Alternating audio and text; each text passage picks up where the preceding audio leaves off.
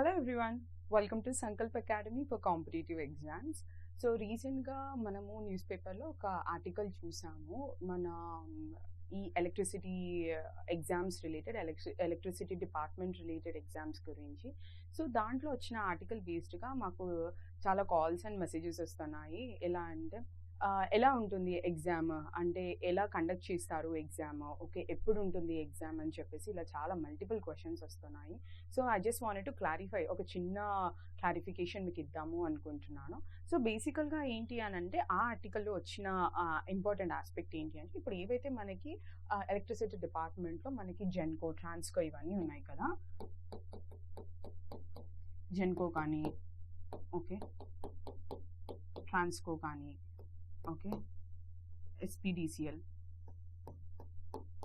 Okay NPDCL, okay. So ఇలా ఇవన్నిటికి సంబంధించి కూడా ఏంటి అని అంటే ఒక కామన్ ఎగ్జామినేషన్ ఉండొచ్చు అని చెప్పేసి వాళ్ళు ఒక ఆస్పెక్ట్ ఇచ్చారనమాట.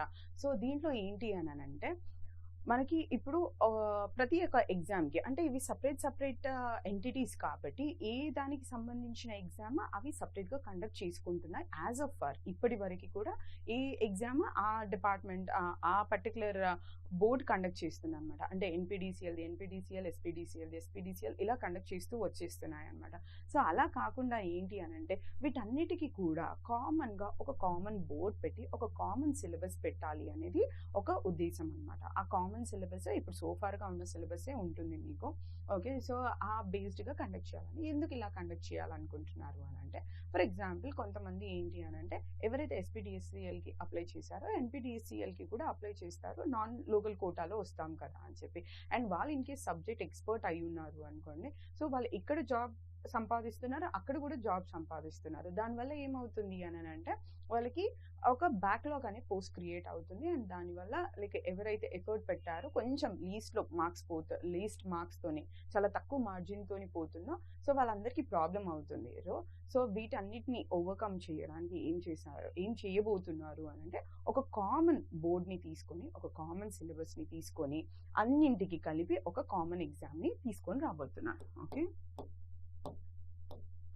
Common board with common exam, okay exam ఉంటుంది, ఓకేనా. వీటన్నిటికీ మళ్ళీ కామన్ సిలబస్.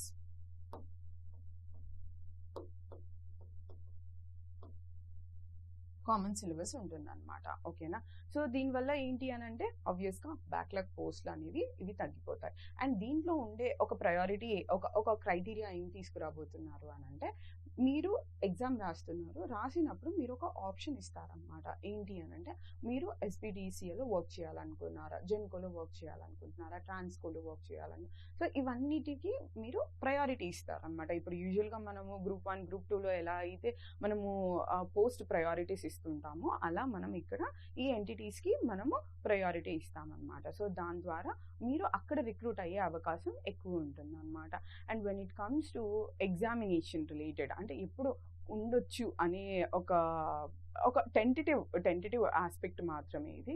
సో ఏపీలో మాత్రం we can expect it by November ఎండింగ్లో మనం ఎక్స్పెక్ట్ చేయొచ్చు, okay. And when it comes to Telangana so మనకి ఏంటి అని అంటే బేసిక్గా ఫస్ట్ హాఫ్ ఆఫ్ 2026లో, ఓకే ఫస్ట్ హాఫ్ ఆఫ్ 2026లో మనకి ఎగ్జామ్ డేట్స్ అనౌన్స్ చేసే అవకాశం లేదు అంటే కండక్ట్ చేసే అవకాశం ఉండొచ్చు అనమాట. సో ఏపీ వాళ్ళు ఎవరైతే ఉన్నారో కొంచెం హరియప్ అవ్వాలి అండ్ ఎగ్జామినేషన్కి మీ ప్రిపరేషన్ని ఇంకొంచెం ఫాస్టెన్ చేయాలి, ఓకేనా. అండ్ ఒకవేళ ఆ టైంకి కాకపోయినా, okay this are just tentative dates, ఆ టైంకి కాకపోయినా దగ్గరలో మాత్రం ఎగ్జామ్స్ ఉంటాయి. కాబట్టి మీరు చాలా ఫోకస్డ్గా ఎగ్జామినేషన్ ప్యాటర్న్ని అండర్స్టాండ్ చేసుకొని, ఓకేనా, ఒక ప్రాపర్ కోచింగ్తో ఒక ప్రాపర్ గైడెన్స్తో మీరు ముందుకెళ్ళండి, ఓకేనా. So thank you so much. Subscribe.